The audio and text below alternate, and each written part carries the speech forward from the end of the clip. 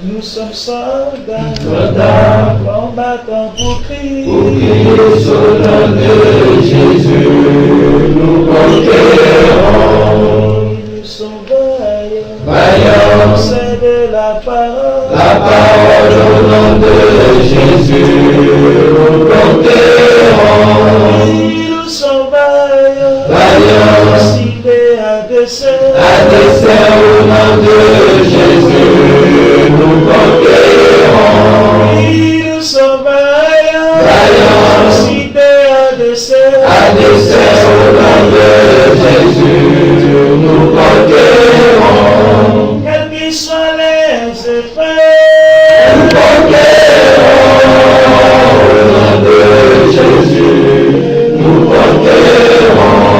quels qu'ils soient les menaces, Nous conquérons au nom de Jésus, nous conquérons.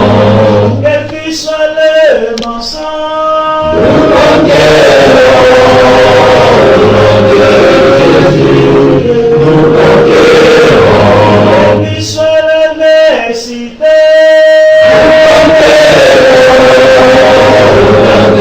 Jésus, nous conquérons. nous sommes vaillants, Vaillants, cités à dessein au nom de Jésus, nous conquérons.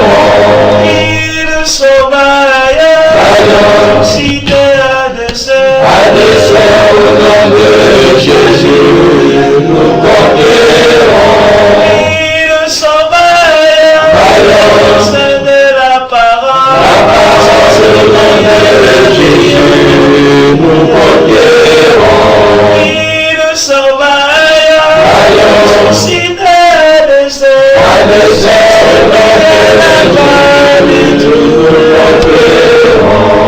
quels qu'ils soient les mensonges,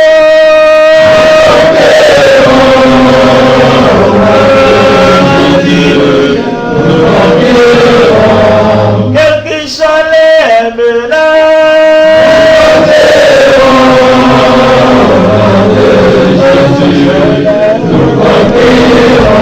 quelle qu'ils soient l'adversité,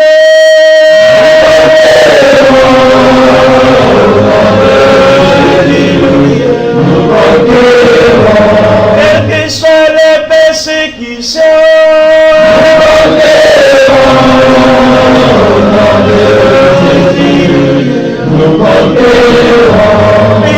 nous sommes vaillants, cités à dessein au nom de Jésus, nous conquérons. nous sommes vaillants, c'est de la parole Nous conquérons. nous sommes vaillants, cités à dessein au nom de Jésus, nous conquérons. nous sommes vaillants.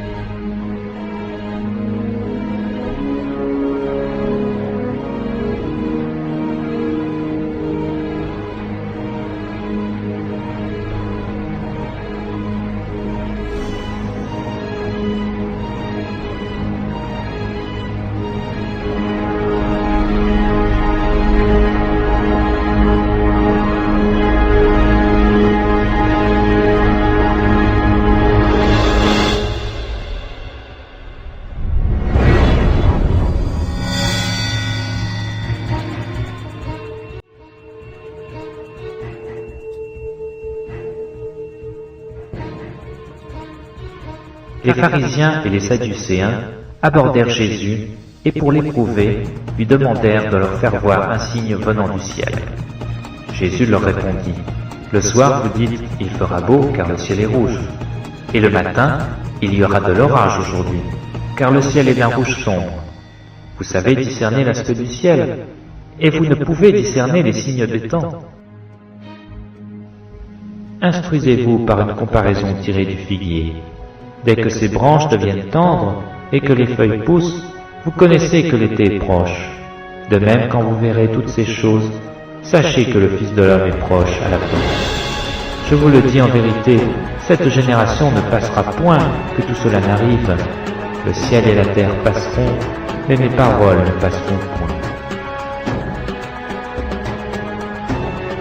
Que personne ne vous séduise d'aucune manière, car il faut que l'apostasie soit arrivée auparavant, et que l'on ait vu paraître l'homme du péché, le fils de la perdition, l'adversaire qui s'élève au-dessus de tout ce qu'on appelle Dieu, de ce qu'on adore, jusqu'à s'asseoir dans le temple de Dieu, se proclamant lui-même Dieu. Car le mystère de l'iniquité agit déjà. Il faut seulement que celui qui le retient encore ait disparu. Et alors paraîtra limpide que le Seigneur Jésus détruira par le souffle de sa bouche et qu'il anéantira par l'éclat de son avènement. Attendez-moi donc, dit l'Éternel, au jour où je me lèverai pour le butin, car j'ai résolu de rassembler les nations, de rassembler les royaumes, pour répandre sur eux ma fureur, toute l'ardeur de ma colère, car par le feu de ma jalousie, tout le pays sera consumé.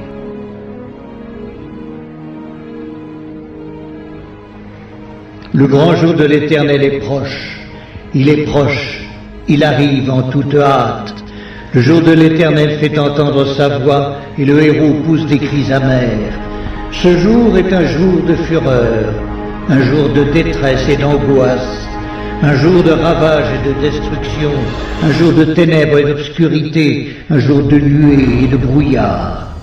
Un jour où retentiront la trompette et les cris de guerre contre les villes fortes et les tours élevées. Je mettrai les hommes dans la détresse et ils marcheront comme des aveugles parce qu'ils ont péché contre l'Éternel. Je répandrai leur sang comme de la poussière et leur chair comme de l'ordure. Ni leur argent ni leur or ne pourront les délivrer au jour de la fureur de l'Éternel. Par le feu de sa jalousie, tout le pays sera consumé, car il détruira soudain tous les habitants du pays.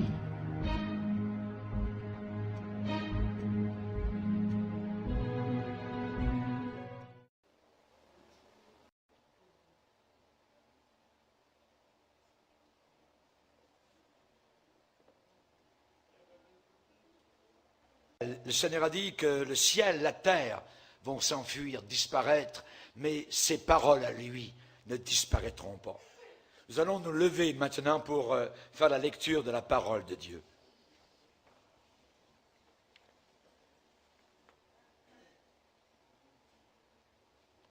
Nous allons lire, si vous voulez, dans Daniel, au chapitre 12.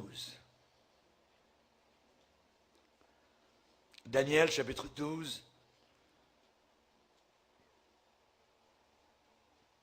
Au verset 8, Daniel rapporte son témoignage et déclare « J'entendis, mais je ne compris pas. Et je dis, mon Seigneur, quelle sera l'issue, c'est-à-dire la fin, la terminaison de ces choses ?» Il répondit, « Va, Daniel, car ces paroles seront tenues secrètes et scellées jusqu'au temps de la fin.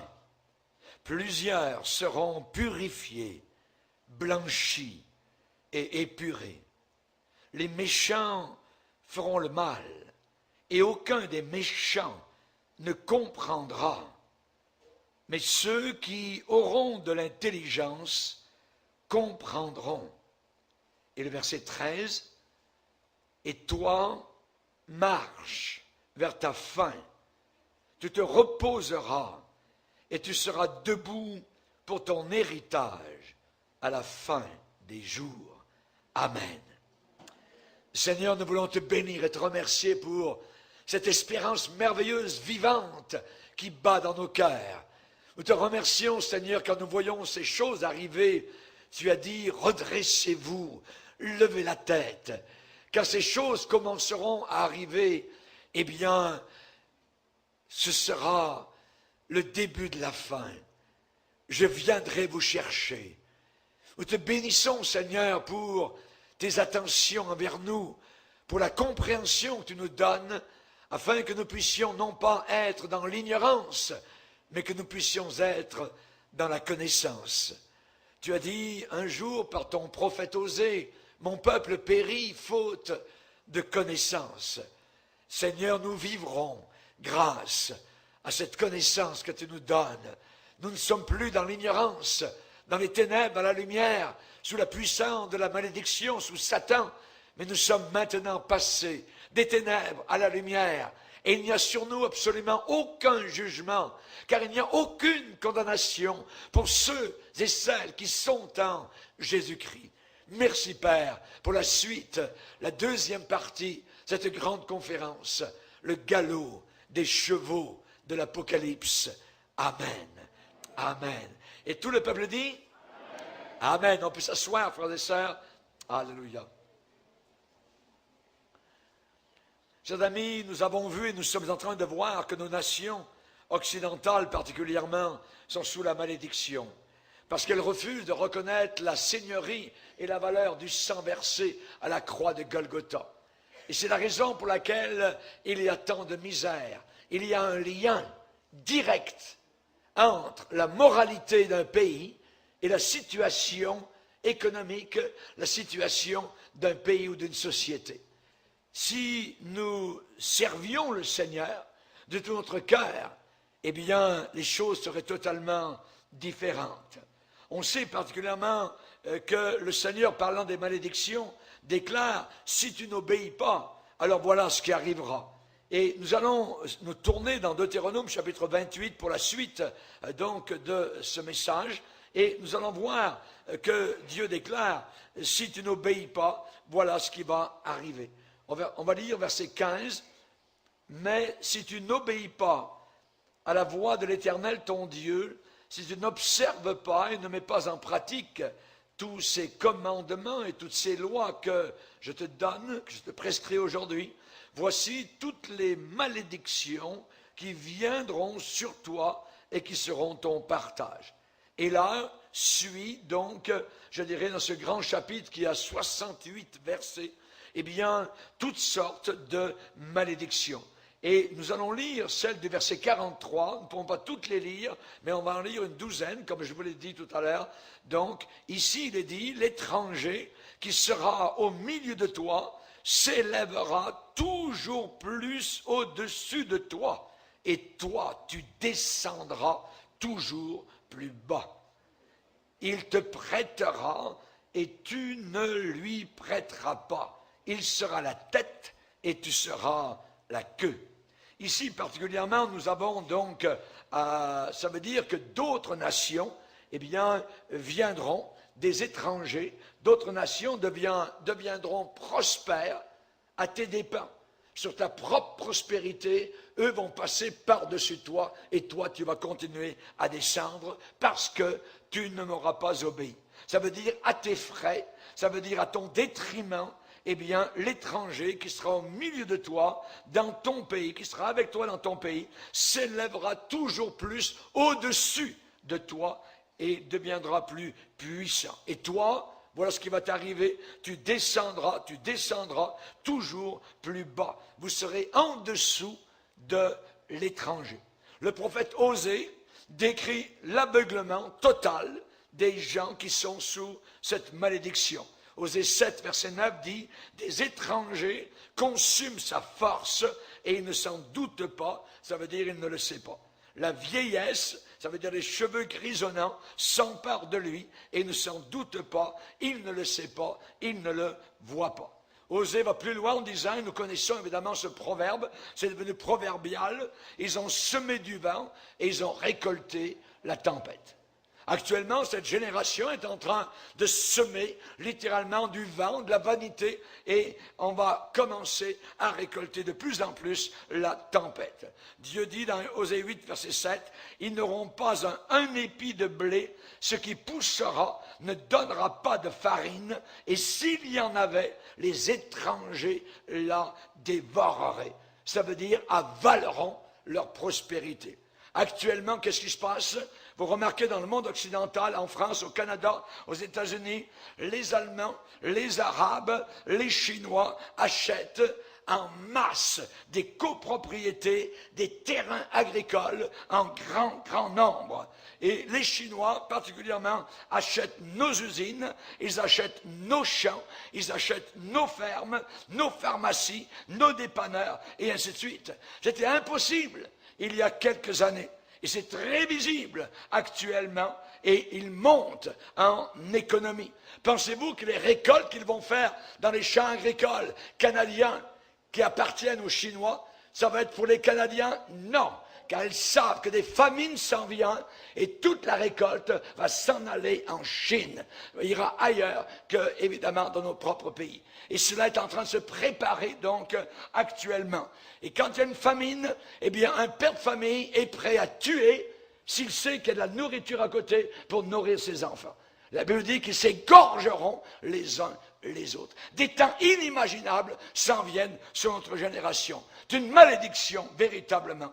Et c'est très visible actuellement, et évidemment tout cela monte leur économie, et nous descendons, monde occidental, et eux montent à nos dépens, et ils avalent notre prospérité. Ils s'élèvent à partir de la prospérité des autres. Cela fait partie de la malédiction, parce qu'on n'a pas obéi au Seigneur. La 12e malédiction, tu deviendras un pays endetté, plutôt qu'un pays prêteur. Deutéronome 28, verset 44, ce sera l'étranger qui te prêtera de l'argent. Ce ne sera pas vous qui lui en prêterez, l'étranger sera la tête et toi tu seras la queue. Chers amis, la plupart de nos pays occidentaux sont en dette inimaginable.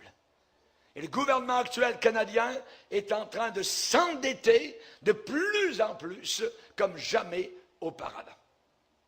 Régulièrement, des milliards de dollars et d'euros sont injectés pour sauver nos institutions prêteuses. Parfois, des grandes corporations font banqueroute et parfois, on essaie d'injecter de l'argent pour sauver même notre système bancaire. Les États-Unis actuellement est endetté jusqu'au cou et doit, je dirais, des milliards à d'autres pays, évidemment, donc comme l'Arabie Saoudite, comme la Chine, et ainsi de suite. Donc, évidemment, celui qui doit est soumis à celui qui prête. Et c'est en train donc de descendre donc nos pays occidentaux. Dites-moi que nous ne sommes pas sous la malédiction.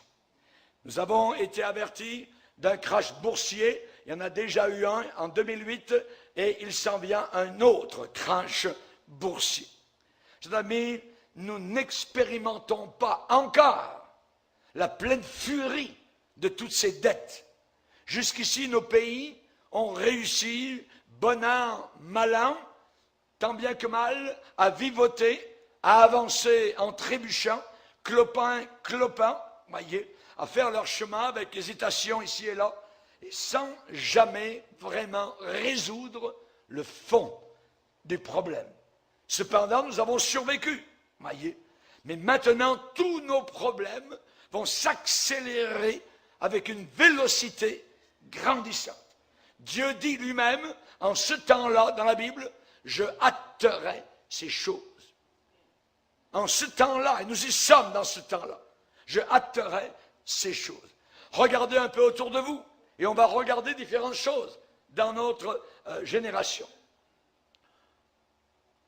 Le système hospitalier, dans nos villes, est devenu actuellement ingérable, incontrôlable, très très difficile à gérer.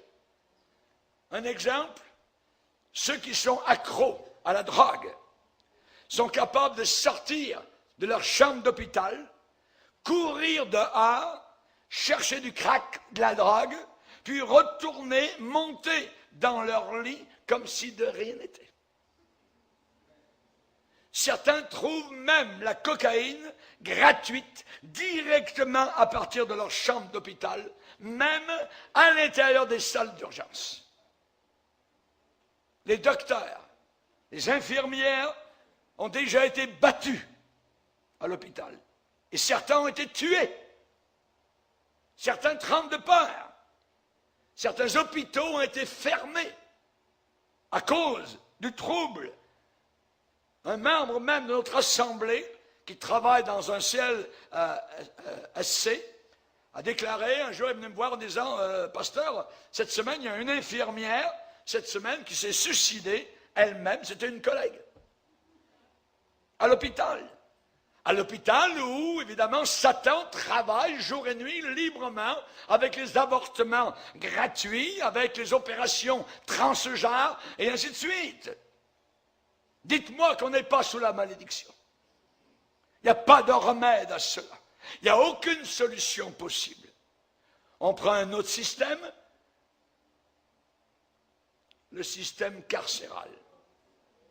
Nos prisons. Le système carcéral déborde, rempli à capacité.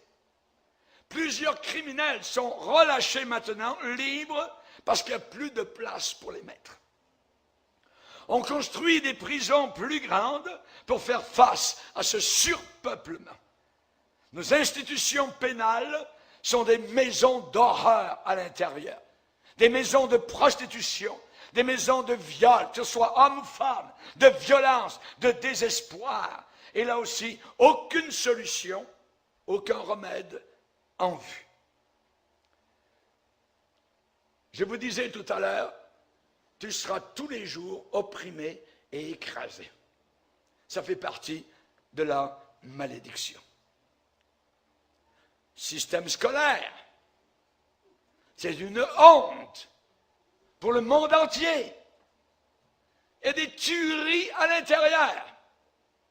Pour y entrer dans les écoles maintenant, on doit passer au détecteur de métal. Certains bâtiments, même d'écoles, sont en train de pourrir sur place. Certains professeurs vivent dans la peur. Mon père était professeur. 2 sœurs que j'ai encore sont professeurs. Un autre frère que j'ai est professeur. Et se sont donnés à l'enseignement parce qu'ils ont trouvé que c'était très bien donc d'apporter l'enseignement à leur génération. Mais cela, c'est il y a 40 ans. Et aujourd'hui, dans nos journaux, eh bien, nous avons les résultats, nous avons les rapports. Violence extrême à l'école, voyez, elle regrette d'avoir choisi l'enseignement. Et ainsi de suite. Pourquoi? Parce que vous n'êtes plus en sécurité. Professeur d'école, vous pouvez recevoir un coup de couteau, vous pouvez recevoir n'importe quoi. Si un des élèves arrive et est drogué, quoi que ce soit, il peut vous tuer sur place. Et c'est déjà arrivé. Dans les cours d'école, voyez, on vit dans la peur. On vit dans la peur. La police est autour des écoles maintenant. Des gardiens de sécurité partout. Les batailles dans les cours de récréation. C'est terrible. Et il y a des tueries répétées. Les enfants sont confrontés aux couteaux de combat, aux armes à feu, aux fusils, aux drogues, l'alcool, la violence, le satanisme, le sexe de promiscuité. Évidemment, nous avons mis Dieu à la porte. Nous n'en voulons plus de Dieu. À Noël, bouche cousue sur Jésus. C'est interdit de parler. Mon petit-fils a voulu un jour, la professeure l'a dit, pour toi, vous les élèves, Noël, c'est quoi? Il a levé la main et dit, c'est la naissance de Jésus. Non, non, non, non, non. On ne parle pas de ça. Les écoles sont dénudées de toute moralité. Dernièrement à Toronto, ils ont donné des cours de sexe à l'école. La moitié des parents ont gardé leurs enfants à la maison. On va prendre notre système de bien-être social, d'aide sociale, en déroute totale, chaos total. Beaucoup de personnes aujourd'hui ne veulent pas travailler et se mettent sur le système. C'est devenu hors de contrôle. Et quelqu'un qui est sur le système social, eh bien, peut obtenir une passe pour tout l'été, par exemple, à la ronde. Gratuit. Parc d'amusement. On va prendre nos systèmes politiques.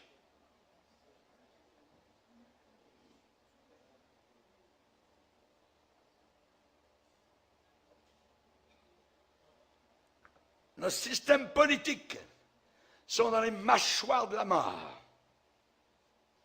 dans les tenailles de la mort. C'est le chaos total. Vous avez bien lu? Élection fédérale au Canada en 2011, 8 députés de 25 ans et moins sont entrés au Parlement par la grande porte à l'âge où leurs amis sont encore sur les bancs d'école. La Bible est très claire. Malheur à la nation si des jeunes personnes sont dans le gouvernement.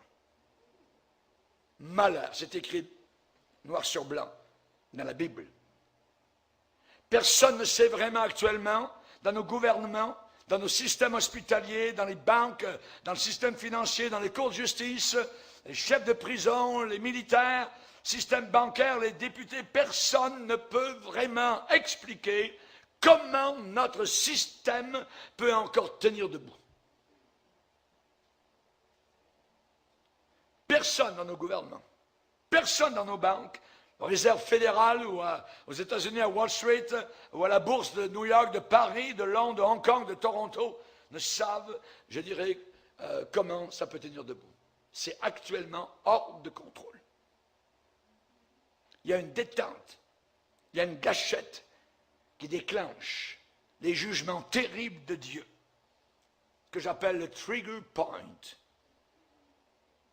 Il arrive à un point où Dieu se doit d'agir et doit envoyer le jugement.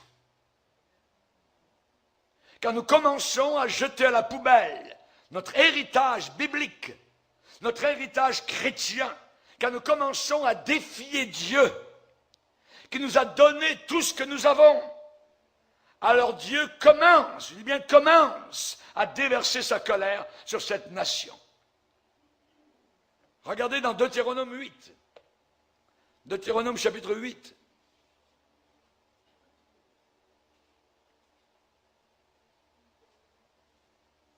Le verset 10. Lorsque tu mangeras et te rassasieras, tu béniras l'Éternel ton Dieu. Tu béniras l'Éternel ton Dieu devant l'assiette, le repas. Prie. Remercie le Seigneur pour ton assiette. Tu béniras l'Éternel ton Dieu pour le bon pays qu'il t'a donné. Avertissement. Verset 11. Garde-toi d'oublier l'Éternel ton Dieu, au point de ne pas observer ses commandements, ses ordonnances, ses lois que je te prescris aujourd'hui. Lorsque tu mangeras, te rassasieras, lorsque tu bâtiras, tu habiteras de belles maisons, lorsque tu verras multiplier ton gros et ton menu bétail, s'augmenter ton argent, ton or, s'accroître, tout ce qui est à toi, prends garde que ton cœur ne s'enfle et que tu n'oublies l'Éternel ton Dieu qui t'a fait sortir du pays d'Égypte, de la maison de servitude. Aujourd'hui, on pourrait dire pour nous, particulièrement, qui t'a régénéré, qui t'a pardonné, qui t'a sauvé, voyez, qui t'a fait marcher dans ce grand et affreux désert, et ainsi de suite. Verset 19, si tu oublies l'Éternel ton Dieu, ce qui arrive pour notre génération, et que tu ailles après d'autres dieux, si tu les sers, te prosternes devant eux, je vous déclare formellement aujourd'hui que vous périrez.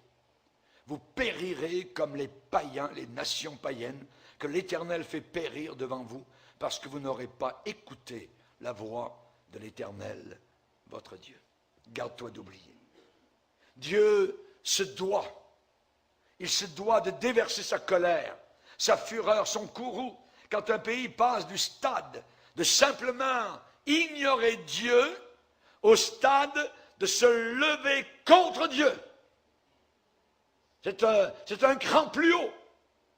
Je peux ignorer Dieu, m'en ficher complètement, mais quand je commence à attaquer Dieu, et dans le Nouveau Testament, il est dit, on ne se moque pas de Dieu. Et on se moque de Dieu tous les jours, aujourd'hui, autour de nous. Alors, chers amis, quand on passe à ce stade de le défier, le jugement est à la porte. Regardez nos pays occidentaux depuis quelques années. Comme nation, comme pays, nous ne faisons même plus attention à ce qui est bien et ce qui est mal. Nous ne faisons plus attention à ce qui est juste et ce qui est injuste. Et c'est pire que cela. C'est comme si nos pays étaient déterminés à avaler ce qui est mal, à vanter ce qui est mal, à élever ce qui est mal, à approuver ce qui est mal. Et pour ce faire, il y a un verset dans la Bible où il est dit « Les méchants se tournent vers le séjour des morts ». Ça veut dire l'enfer. Toutes les nations qui oublient Dieu. Notre nation est en train de se tourner vers l'enfer, vers les portes de l'enfer, dans sa rébellion. N'oublions pas l'apôtre Paul qui avait prophétisé sur la fin des temps et qui avait écrit à Timothée en disant qu'à la fin des temps, les gens seraient ennemis des gens de bien. Normalement, dans l'Église de Dieu, vous êtes des gens de bien. Vous faites le bien. Vous êtes bons. Jésus nous dira, c'est bien, bon et fidèle serviteur. Entre dans la joie de ton maître. Eh bien, maintenant, nous sommes en train de devenir des ennemis publics. Notre Premier ministre, Justin Trudeau, a déclaré que la pire race au monde, actuellement, étaient les chrétiens évangéliques. Oh yes! Nous sommes en train d'aller très loin par rapport à cette violence verbale contre des gens de bien. Mais cela a été prophétisé. Ennemis des gens de bien.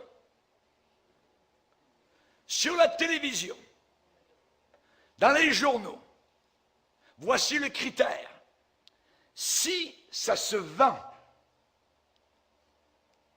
alors on va le faire avaler à cette génération. C'est pompé, c'est aspiré, absorbé dans des millions de foyers et ça tord l'esprit de nos jeunes. Actuellement, nos jeunes sont déjà lavés dans leurs pensées. À partir de l'école, à partir des petits bidules qu'ils écoutent jour et nuit. Il y a une évangélisation diabolique vers le mal maintenant. Et ça endurcit le cœur des adultes. Sur la télévision, vous avez maintenant un paquet de moqueries, de convoitises, de pornographie, douce ou dure, l'amour de l'argent, et ainsi de suite. Dans l'industrie du disque, si c'est du satanisme, si c'est du sexe violent, que nos enfants vont payer pour le voir, alors on va leur en mettre. C'est brassé, c'est baratté, c'est remué, c'est produit en grande quantité.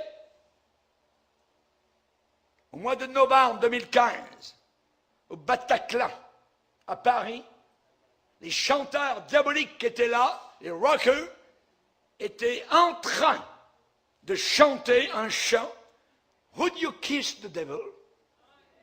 Voudrais-tu embrasser le diable?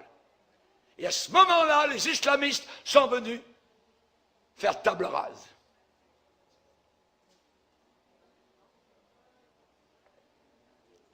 Le groupe chantait « Would you kiss the devil » C'était exactement donc la foule qui était là au Bataclan.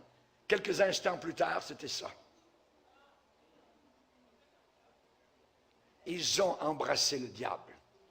Pour beaucoup, la plupart sont tous descendus en enfer.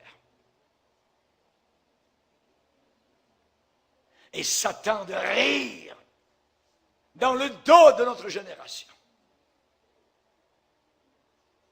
Dans le monde de l'art, d'un déluge de provocations, un déluge de défis, osez, do it. L'obscénité par rapport à tout ce qui est sacré. Dans l'art, on a vu des peintures, on a vu des productions où la croix était placée dans des bouteilles d'urine. Des peintures où Jésus-Christ est montré comme transsexuel. Dans Charlie Hebdo, il y a des images, des dessins abominables sur Jésus et le Saint-Esprit dans une relation sexuelle avec Jésus. C'est pas étonnant que Dieu soit offensé et permette ce qui arrive.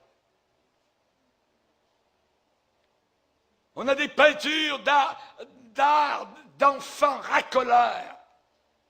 Et tout cet art est payé par vous-même et le gouvernement.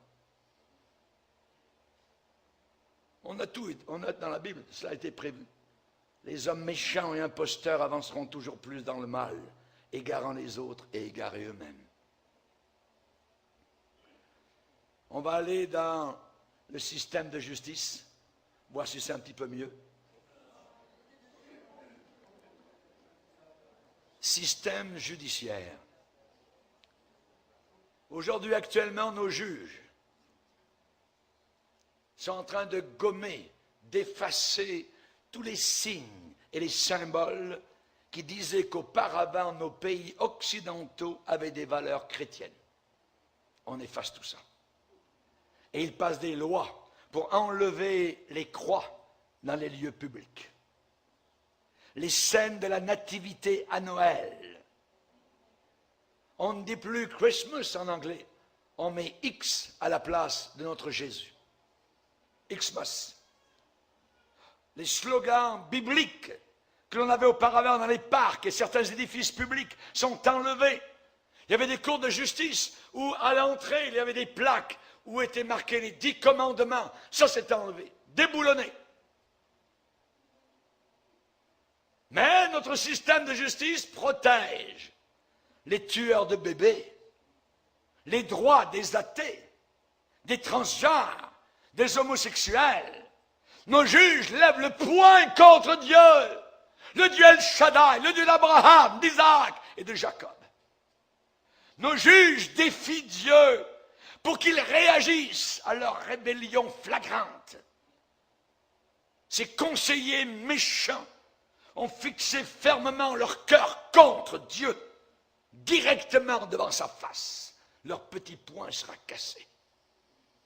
Ils ont déclaré la guerre à Dieu et ils poussent Dieu à ne plus retenir sa colère et sa fureur. Ils sont très très loin du conseil de Dieu. Pourquoi ce tumulte parmi les nations? Pourquoi ces vaines pensées parmi les peuples? Pourquoi les rois de la terre se soulèvent-ils et les princes se liguent-ils avec eux contre l'Éternel et contre son oint? En décembre 2015, ici au Canada, Kyle McKenzie a été assermenté à Winnipeg. C'est le premier juge transgenre. C'est une femme. Elle est née femme et elle est transformée en homme. Et cette femme a dit qu'elle va aider ainsi aux gens à assumer leur propre identité. Les transgenres vivent un mensonge. Dieu a dit tu seras fille. Dieu a dit tu seras garçon. Et eux disent non. Ils se font changer et ils vivent ensuite un mensonge. Et ils savent dans leur cœur qu'ils ont un cœur de femme, mais ils veulent être hommes. En réalité, ce sont des homosexuels. Je me fiche totalement et complètement de ce que la Cour suprême dit et fait. Dieu va changer tout cela en une basse-cour de kangourous, de fous et d'insensés. La Bible dit, se vantant d'être sages, ils sont devenus fous. Ces messieurs, les conseillers, ces impies, ces méchants, vont descendre vers la condamnation. Dieu a promis de les confondre, de rendre leur visage noir de peur. Naoum déclare au 1er chapitre et au verset 6.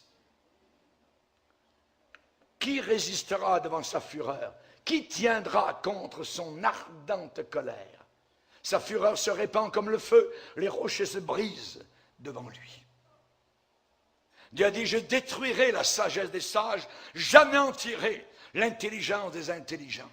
Quand la colère de Dieu est sur un pays, quand la fureur de Dieu frappe avec colère, quel juge pourra se tenir contre Dieu? Quel juge dans sa rébellion pourra faire face au Dieu de l'univers qui tient les planètes dans sa tête, dans sa main? Quelle cour de justice va supporter cela? Dieu les frappera avec peur, avec tremblement. Leur cœur sera dans la confusion totale. Ils seront désarmés, impotents, sans aucun argument face à la tempête, la tornade, l'orage grondant. Ils vont crier, mais qu'est-ce qui arrive? Tout s'écroule.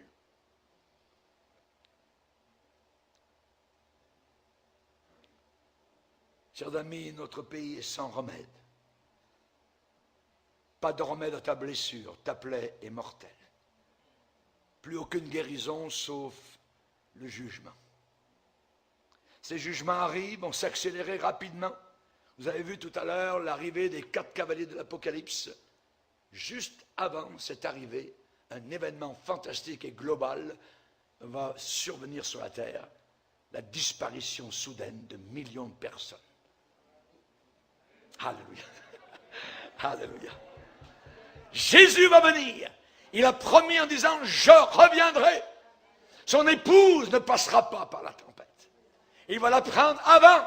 Et ensuite viendront les cavaliers de l'Apocalypse, avec les millions de morts, avec les famines, avec les hommes qui vont s'égorger les uns les autres. Ces jugements arrivent, ils vont s'accélérer rapidement. Nous sommes pas très loin. Il n'y a pas de remède à ta blessure, ta plaie est mortelle. Chers amis, ça va devenir une avalanche, une destruction, un flux envahissant. Vous avez vu depuis des années, un peu comme les douleurs d'une femme avant l'enfantement. Il y a une douleur ici, une douleur là. On a une tuerie ici, et ensuite on a un laps de temps, tout redevient normal. Mais ça va devenir de plus en plus proche, jusqu'à l'avènement. Christ revient. Et pour nous, on regarde en haut. Exactement comme notre frère l'a dit ce soir dans sa prière, n'attendons pas un trou dans la terre, mais un trou dans le ciel. Alléluia. Jésus-Christ va revenir comme un voleur dans la nuit. Alléluia. Gloire au Seigneur. Supportez-moi, supportez la parole de Dieu. J'aimerais vous terminer en vous parlant de la gâchette qui va déclencher donc le jugement de Dieu, qui met en branle la détente de l'arme de Dieu. Arrive un point où Dieu doit agir, et je vais vous montrer où se trouve le déclenchement de la gâchette. Ce qui provoque la colère de Dieu, ce fameux trigger point, où est-il? Quand, je dirais, Dieu prend son arme et va commencer à laisser loose, je dirais, les jugements arriver. Ça me fait trembler, mais le Saint-Esprit me l'a montré.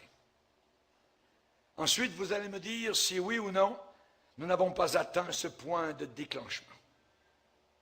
Dans Naoum, le 1er chapitre, verset 11, il est dit, de toi est sorti celui qui méditait du mal contre l'Éternel, celui qui avait de méchants desseins. Ici, c'est un méchant conseiller, de méchants desseins. La pensée générale, nationale, internationale, il y a un consensus maintenant dans le monde. L'esprit de tout le monde, il y a une voix qui est en train de sortir, se faire entendre. Et voilà ce qui est en train de sortir de nos pays. Nous ne sommes plus maintenant uniquement en train de négliger Dieu, de le mettre de côté et de l'ignorer, mais il y a une voix qui sort et qui déclare la guerre à Dieu. Les athées auparavant se tenaient un peu tranquilles dans leur coin, mais maintenant, ils se montrent et ils attaquent les chrétiens directement. On parle ici de déclarer la guerre à Dieu contre l'Éternel et contre son oint.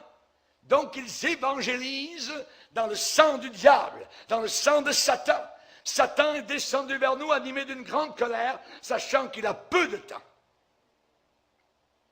Nos cours suprêmes, les juges de nos pays, la voix unie générale de nos nations, arrivent maintenant jusqu'à une majorité où une foule de gens sont en faveur de l'avortement, de l'homosexualité, du transgenre, de l'amour libre, de l'euthanasie, pour euthanasier même les vieillards. Et il y a une dame, ministre de la Santé, en Lituanie, en 2014, qui a demandé que l'on tue les gens qui étaient pauvres. Simplement. Les euthanasies. Puisqu'ils sont pauvres, puisqu'ils sont pas productifs pour la société, pourquoi pas les tuer? Hitler est un enfant de cœur à côté de ces gens-là aujourd'hui. Et disons le contraire.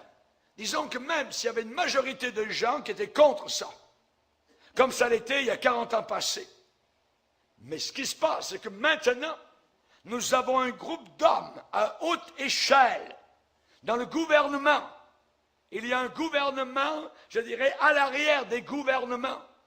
Il y a la franc-maçonnerie internationale, les Illuminati, qui dirigent derrière donc ce monde entier pour les emmener vers le chaos total. C'est pensé, c'est réfléchi, exactement comme tous les immigrants qui arrivent actuellement en Europe et dans nos pays. C'est pensé et c'est voulu et c'est désiré pour créer le chaos. Beaucoup de gens ont du sang sur leurs mains. Et au Québec, qu'en est-il de l'euthanasie? 88% sont favorables. Imaginez. Imaginez. Et ceux qui dirigent en haut, pour la plupart, sont des personnes âgées, en pouvoir, qui haïssent Dieu et qui protègent les tueurs de bébés, protègent les athées qui se lèvent, qui lancent leurs petits poings à la face du Dieu éternel. Nos droits, nos corps nous appartiennent. On fait ce qu'on veut avec nos corps. Vous l'avez vu, le petit bébé dans la poubelle? Ces gens-là demandent que Dieu réagisse. Il y a une attaque contre Dieu. Je ne suis pas dérangé le moindrement du monde par rapport à tout ce que nos cours suprêmes font ou décident. Qu'ils fassent comme ils veulent, qu'ils fassent comme il leur plaît, ça ne me dérange pas du tout. Voyez, pas un iota. Voilà ce qui est en train actuellement donc de se passer, c'est que nos pays ne sont plus en train de négliger Dieu, ils ne sont plus en train de le mettre de côté, ils ne sont plus en train de le rejeter, maintenant ils attaquent Dieu. Ils attaquent Dieu. Il y a une voix qui est en train de sortir pour déclarer la guerre à Dieu. Dans Naoum, 1er chapitre, verset 11, ils imaginent du mal contre Dieu le Seigneur. Ils méditent le mal contre l'Éternel. Et nous savons ce que c'est maintenant. Avec nos cours supérieurs, nos juges et la voix générale des Nations Unies. Les Nations Unies de la Terre, l'ONU, est un système totalement satanisé, de la tête aux pieds.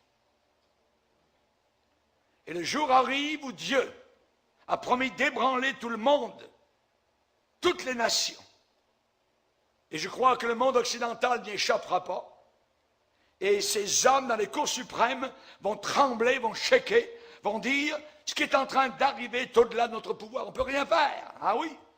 Aucune de leurs lois ne sera capable d'empêcher ce qui va arriver. Aucun de leurs décrets, aucune de leurs législations. La Bible dit, gardez-vous d'entendre celui qui parle du haut des cieux. Dieu a dit, j'ébranlerai tout ce qui est ébranlable à la fin des temps. Et il a promis d'ébranler même la mer.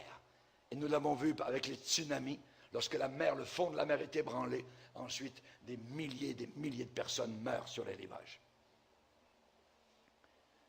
Qui peut se tenir devant son indignation? Qui résistera devant sa fureur? Chers amis, ces gens-là, dans les cours suprêmes, vont blanchir de peur.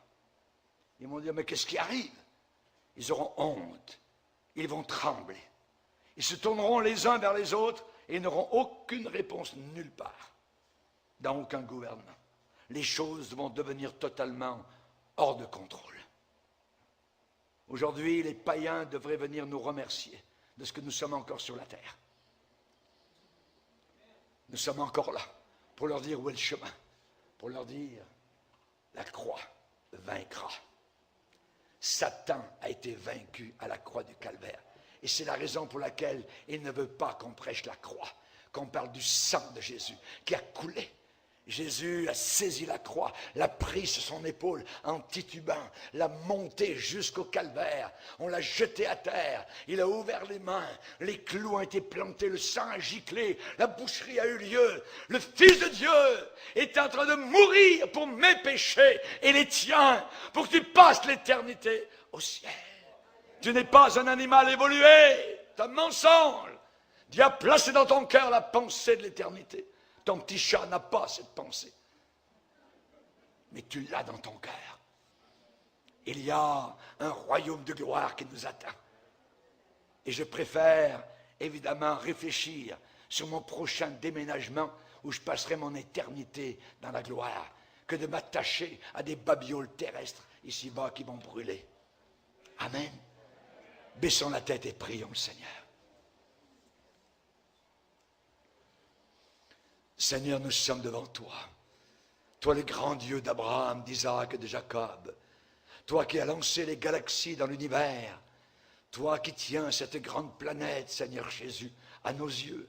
La terre, mais qui est toute petite, grosse comme une tête d'épingle, dans cet océan, dans cet univers d'étoiles que tu as créé. Tu es un Dieu au-delà de notre compréhension. Nous sommes si petits. Nous sommes si éphémère. Seigneur, tu penses à nous, tu veilles sur nous. Tu nous as envoyé ton Fils pour nous sauver. Nous vivons les dernières palpitations d'une génération en train de mourir. Seigneur, nous sommes à l'agonie, mais nous sommes bien vivants grâce à toi, car tu nous as régénérés.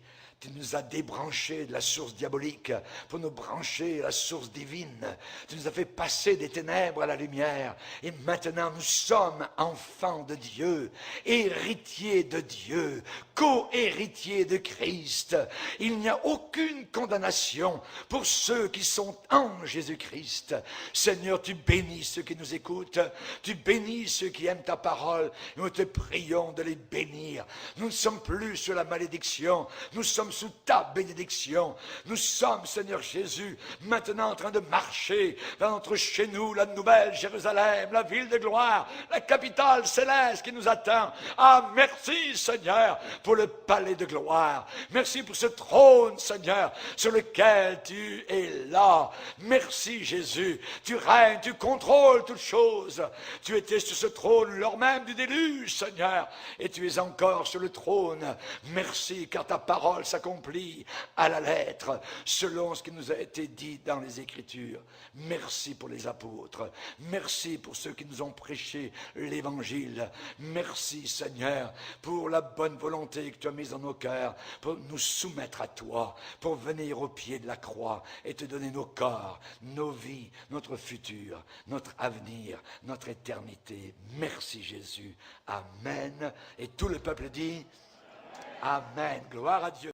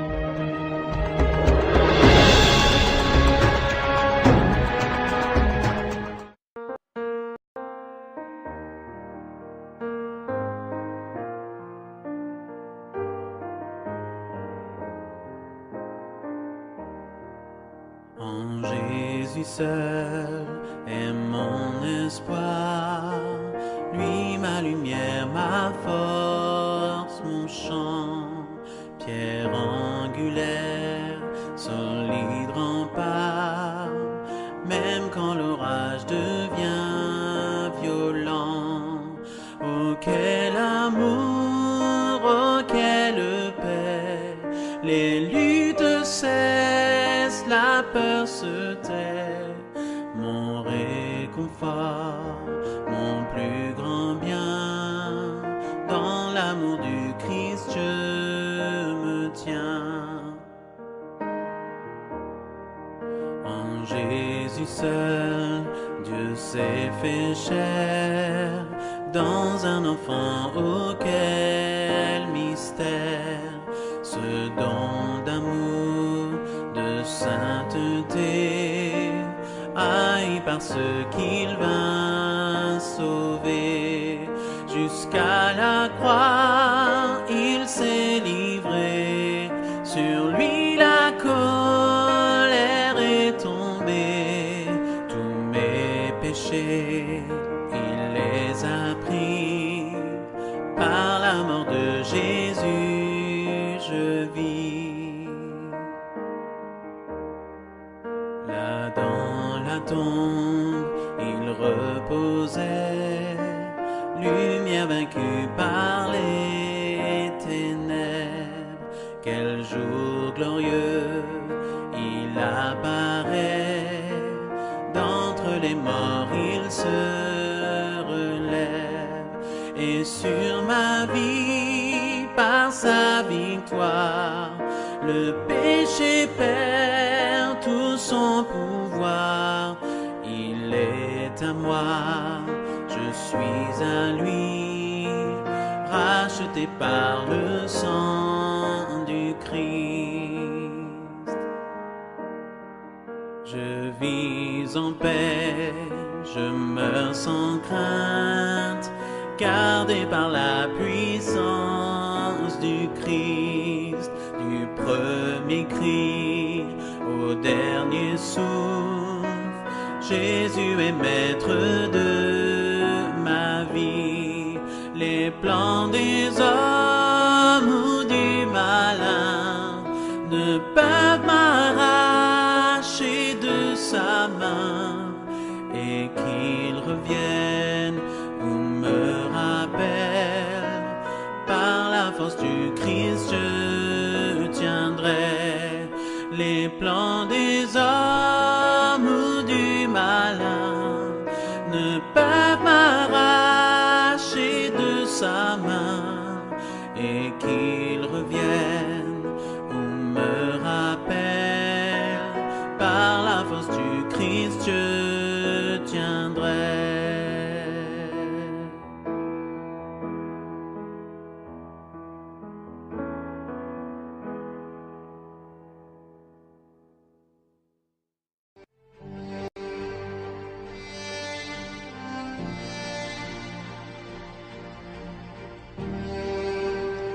Chers amis, la Bible enseigne que le monde s'en va inexorablement, non vers la paix, mais vers une guerre ultime, de cataclysme, un Armageddon décrit au chapitre 7 de l'Apocalypse.